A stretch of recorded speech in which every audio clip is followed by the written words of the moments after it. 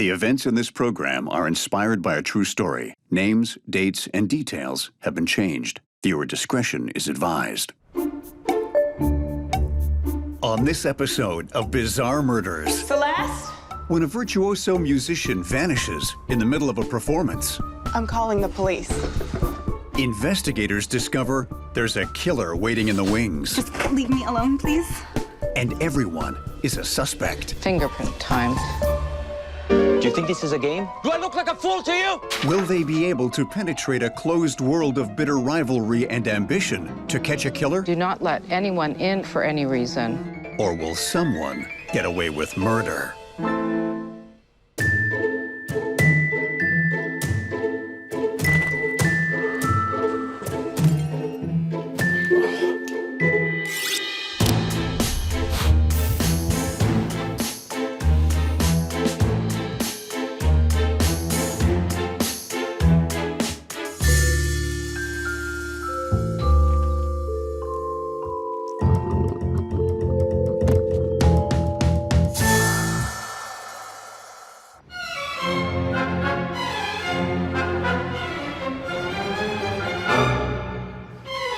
Celeste is a young virtuoso cellist who just graduated top of her class from a music conservatory in the south of France. She's left the provinces behind and moved to the City of Lights, determined to make a name for herself as a soloist.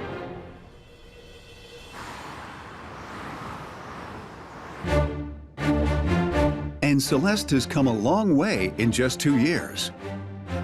She's worked her way up the ranks to second cello in an illustrious orchestra. But she has her eyes on being first cello and is willing to do whatever it takes to be the best, even if it means making enemies along the way. Like the song says, it's a long way to the top if you want to rock and roll, even if what you're playing is Mozart and Beethoven. Behind those lovely harmonies, the classical music world is cutthroat. Kind of reminds me of my time at the FBI, because to make it in an orchestra, you got to be driven, ruthless, and super talented. Celeste is all of the above, and that makes her fellow cello players nervous. Let's say they're highly strung. Yeah, she's made a few enemies, but that's the price you pay to be top of your game. Celeste is so focused on her music that she has no time for romance.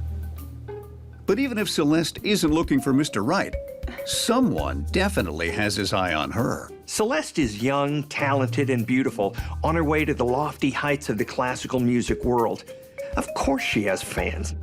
Now maybe this is just the cop in me, but there's always something a little creepy about secret admirers. Sure, if my poetry was that lousy, I'd probably want to remain anonymous too. But flattering as it might be, you gotta stay wise, because your secret admirer could be just a few cheap rhymes away from becoming a stalker. And no one wants that kind of fan. It's opening night of the musical event of the season. And the Opera House is packed with the who's who of Paris society.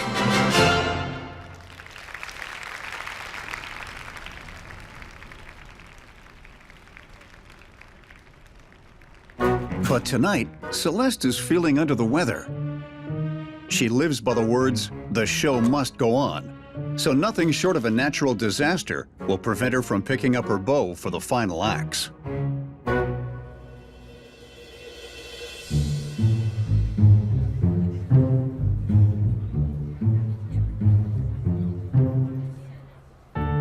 When the opera resumes, Celeste is nowhere to be seen. And when the concert's over, she doesn't come back to the orchestra pit to get her instrument. It might not seem like a big deal, but you gotta remember, with musicians, their instruments are like their babies. They don't just leave them lying around. Not to mention, a cello like Celeste is worth several $1,000s. She would never just leave it. There is definitely a bum note in this situation. Celeste? Celeste's friend Amelie knows that she isn't feeling well and thinks she might be resting backstage. Have you seen Celeste? Who? Celeste, dimwit. Second cello. Whatever, lady.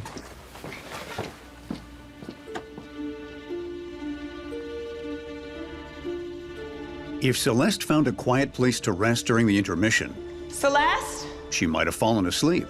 Are you back here? But the backstage service corridors are confusing to anyone unfamiliar with them, and the musicians rarely have any reason to venture there.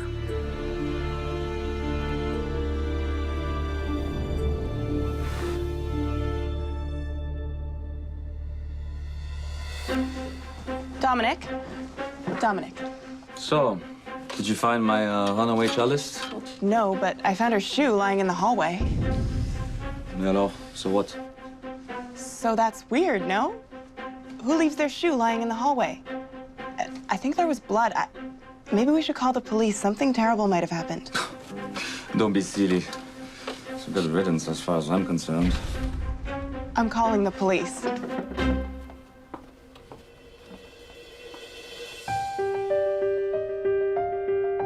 Inspector Javelle has detective work in her blood. She's from a long line of police officers stretching back to the days of Eugène Vidot, the first French detective and the inspiration for Sherlock Holmes. So, has Celeste ever done this before? Left in the middle of a concert? No. Romantic problems? No? So here we have a musician who never misses a day of practice, let alone half a concert performance, and she has up and vanished. Her friends found her shoe near a trail of blood backstage. Show me where that shoe is. But if anyone can figure out what's going on, it's our inspector. She's a lot like Celeste herself, determined and meticulous, and nothing escapes her attention. Like Dominic's attitude towards the situation, Javelle sees right off the bat that her missing cello player has rivals. This is where I found the shoe. Don't touch that. There might be evidence. You two, go back to the rehearsal room and wait for me. Do not leave the building. It's down there.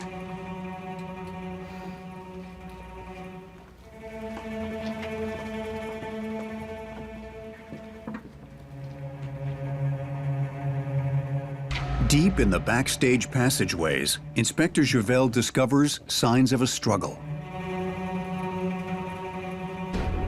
There's a streak of blood next to the abandoned shoe. Quite the night at the opera so far, isn't it? Now, we all know that in show business, things go on behind the scenes and we all want a glimpse. The thing is, you rarely get one. But if you're in the crook-catching business, your badge is a backstage pass to the darkest corners of human nature. And our inspector is shining a light into a very dark nook indeed.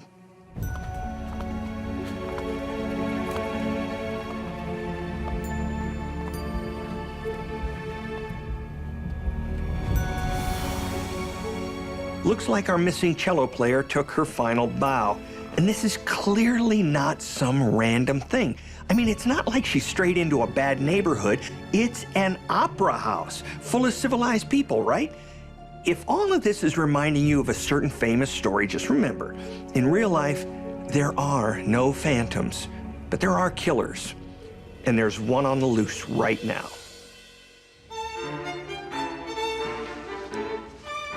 Get me the medical examiner on the line and lock down the building. Do not let anyone in or out for any reason. To Inspector Javelle, Celeste's murder has all the hallmarks of a sexually motivated crime. After a few years of working homicide, you learn how killers think and how they do things. And in Murder 101, you learn that killers almost always try to hide the body. I mean, it seems obvious, right? Celeste has been tied up and partially undressed. To me, this looks like the killer wants to send some kind of message. Whoever murdered Celeste has something to say. When Inspector Javelle searches Celeste's locker, she finds the anonymous love letter. It could be a key clue. If she finds who wrote it, she might find Celeste's killer.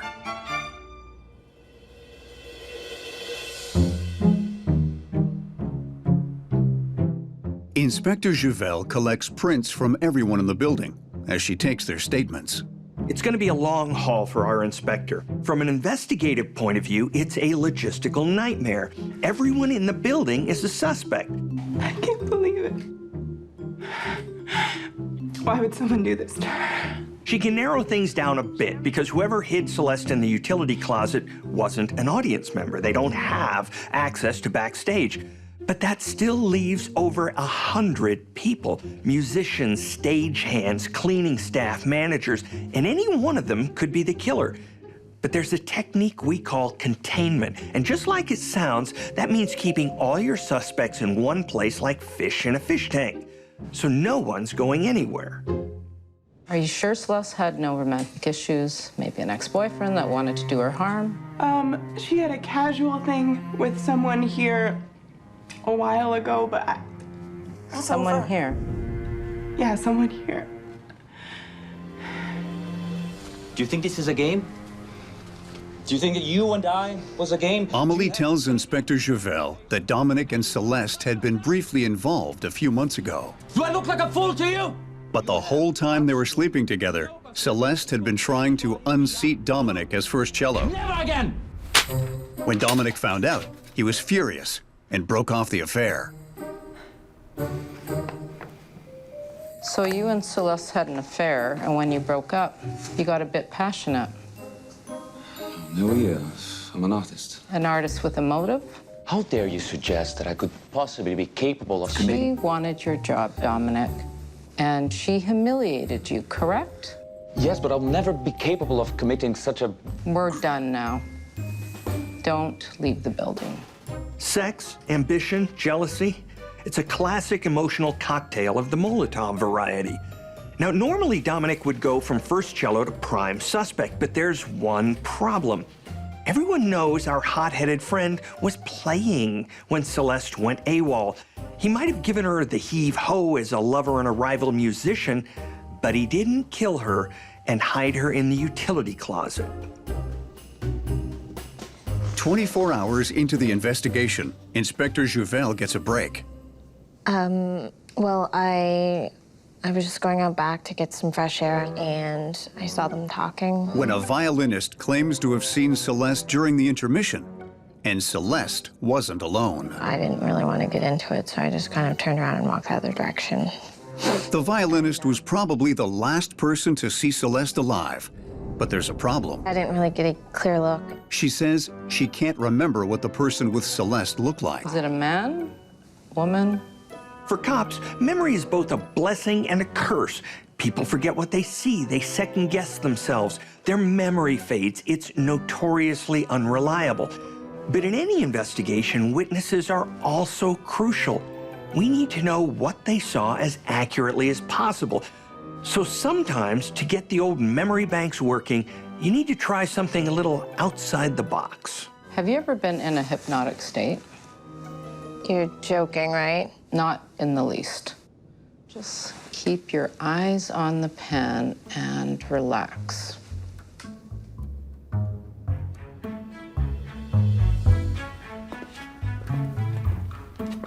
Oh, It's you. Just leave me alone. I need some space here. yeah, I can show you the way to the backstage door. Get some real air back there. How about it? No, that's okay. Just leave me alone, please.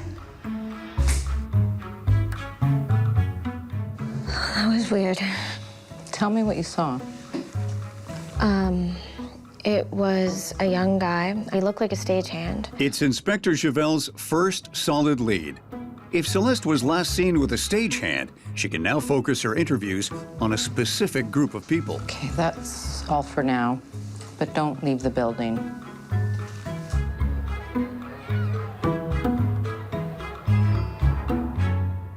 The coroner's preliminary report is ready, and the results are not what Inspector Javel was expecting.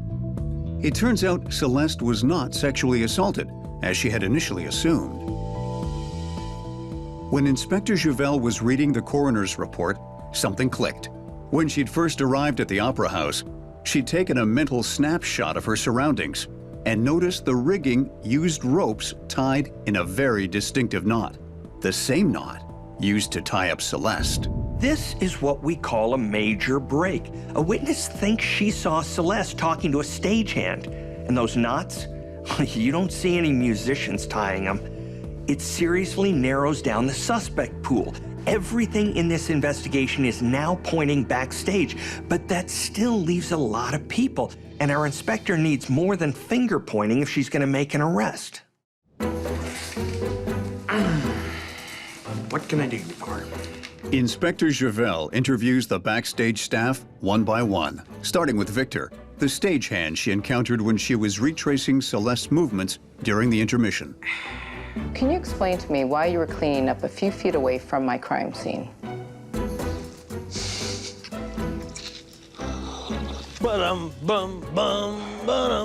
I hear you know that? Victor tells Inspector Javel that it's normal for the backstage crew to have a few drinks during the performances. Who cares? No one can hear us back here anyway. So full of themselves, le bourgeois, le musicien. You know what? They'd be playing in a park without us. But we make more than them, so who cares, right? The night of the concert, he was hanging out with his buddy Luke. Oh, God. When the police arrived looking for Celeste, Victor didn't want management to find out about their backstage activities, so he tried to clean up the mess. So you fellows don't exactly hang out with you musicians, I take it. Hell no. They make less than us, so they resent us. Even if we were making the same money, they'd still look down on us. And this friend of yours, Luke, what did he get up to after your little refreshment break? Back to work, I guess. You'd have to ask him. Fingerprint time. Oh, and next time, you may want to spike your coffee with vodka. It has no smell.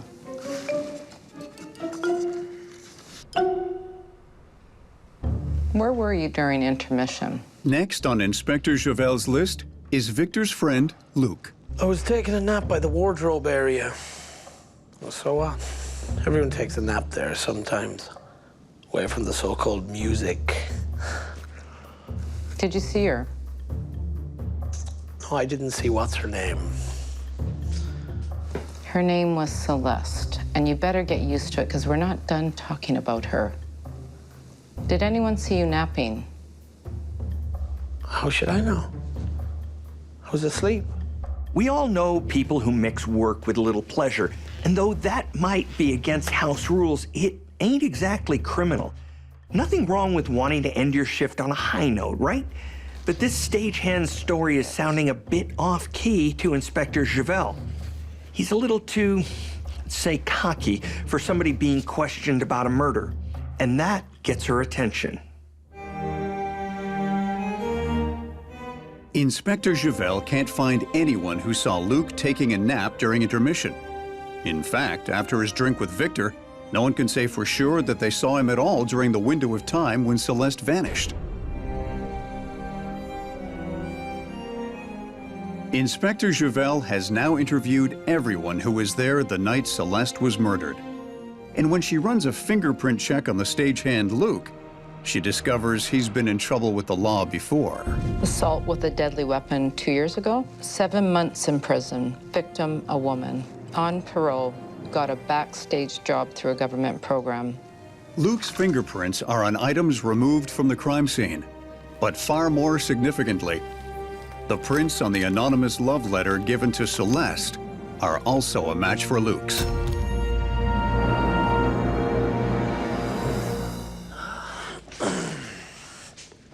Miss my company, Inspector? Inspector Javel now has evidence that connects Luke directly to Celeste. Does any of this remind you of anything? So the pothead stagehand with the attitude has left his prints like a trail of breadcrumbs from the love letter to the utility closet. But so what? It's not proof of murder. This is what we call the dreaded circumstantial evidence, and it's the hardest thing to bring to court. Well, I do work there. You got any DNA proof? So while it might not look good for Luke, that's all it is, a bad-looking situation, and you can't cuff a guy on bad looks alone. If that were the case, Luke would have been incarcerated long ago. Inspector Javel is gonna need some hard proof, or better yet, a confession. And that's when looking bad can work for an investigator. You use the circumstantial evidence to pressure a suspect by shoving that unflattering stuff in his face. And if he can't clean himself up convincingly, Inspector Javel might have a solid case.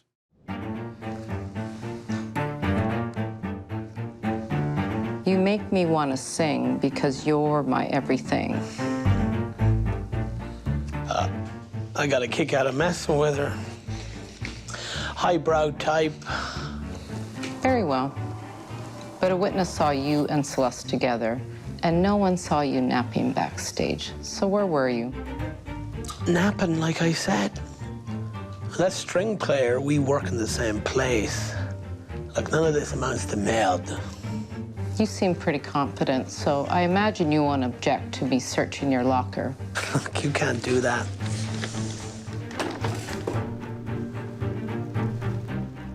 Yes, I can.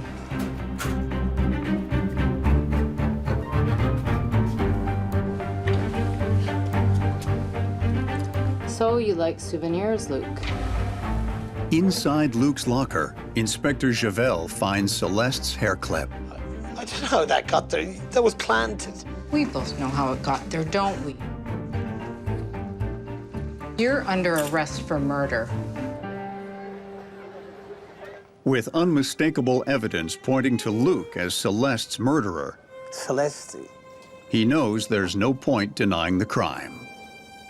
Okay, listen. Look, she had it coming. I just wanted to scare the people. Those people always treat us like crap. Keep talking. If you come clean, maybe we'll be able to cut you a deal. Oh.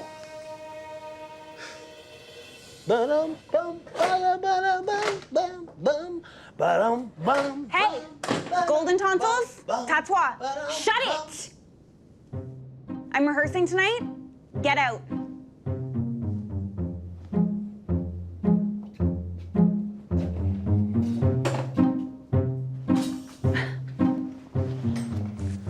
She was so stuck up. Too sophisticated for someone like me, right? Luke tells Inspector Javel that Celeste stands for everything he hates in life, especially privilege and snobbery. But he just couldn't resist the way she played music. Luke couldn't bring himself to approach the beautiful and talented Celeste. And as his unrequited love grew, so did his frustration and resentment, until the day came when he decided to teach her a lesson. Who hasn't fallen for that person who's out of your league? Yeah, it's harsh, but most of us just suck it up and carry on. But some people just can't do that. I've seen this 100 times in my line of work. That unrequited thing that goes from heartache to hatred in a most bloodthirsty way.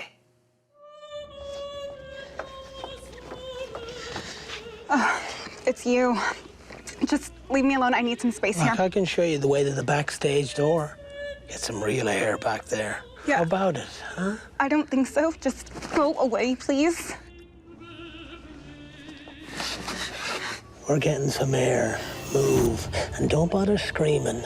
No one can hear you here anyway. Okay, just don't hurt me.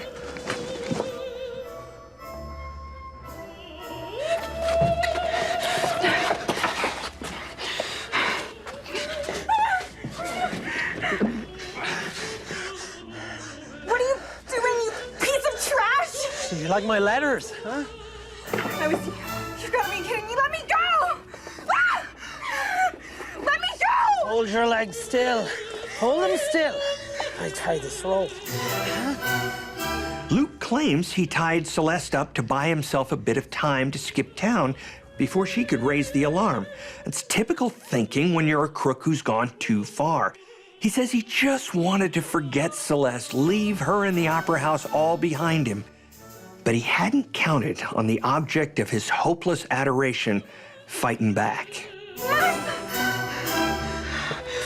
yeah. Shut up!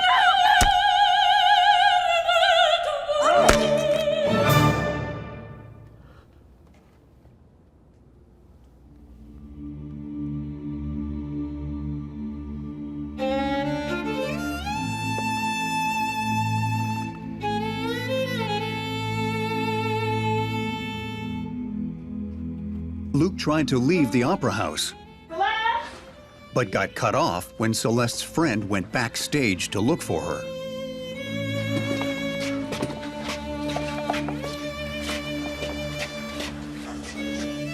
So, he said we'd cut a deal. Just be grateful we retired Madame Guillotine a while back. Luke is sentenced to 35 years in prison for second-degree murder.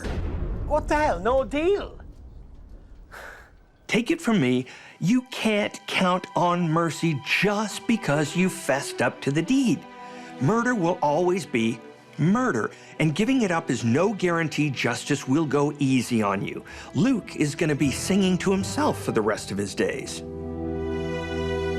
Despite the tragedy, the show must go on, just as Celeste would have wanted. The orchestra plays a moving tribute concert in her memory. They say music is the gateway to the soul, and even a punk like Luke has one of those. But he fell for the kind of gal he knew would never have anything to do with him, and instead of staying in the wings, he took on the starring role as the villain in a tragedy. Murder has to begin sometime, and those harmonious strains from Celeste's cello planted the seed of discord in our tone-deaf killer. Love can drive anyone crazy, and when you know it's hopeless, it can drive you and the object of your affection right over the edge. But thankfully for everyone, our backstage killer won't be getting an encore anytime soon.